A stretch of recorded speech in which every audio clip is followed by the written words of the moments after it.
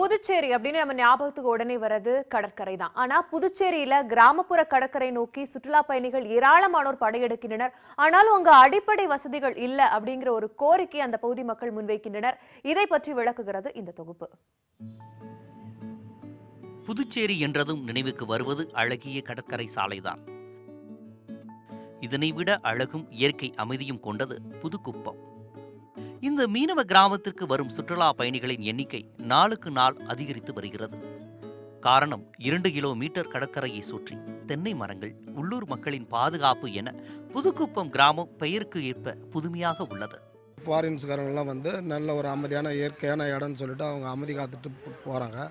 அவங்களுக்கு நாங்கள் ஊர் கிராமம் பொதுமக்கள் ஃபுல்லாக ஒத்துழைப்பு கொடுத்துன்னு நாங்கள் இருக்கிறோம்.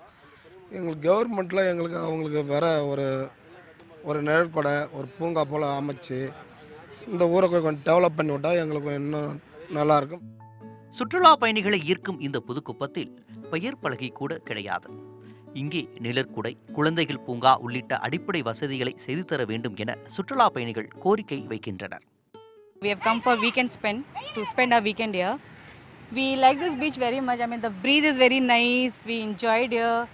We can go little inside also because the depth is not that much. We can have so much of seafood also here. The request to government is there is no proper demarcation. Okay, while coming we have to ask almost 10 people where is the Paradise Beach because it's nowhere written as a board.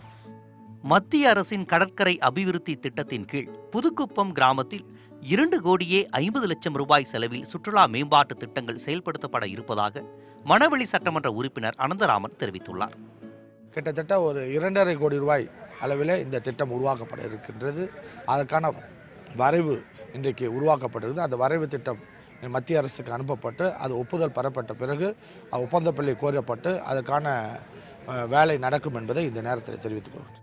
கோடை விடுமுறை தொடங்கியுள்ள நிலையில் அரசு துரிதமாக செயல்பட்டு சுற்றுலா தலங்களை மேம்படுத்த வேண்டும் என்பதே பயணிகளின் கோரிக்கையாக இருக்கிறது.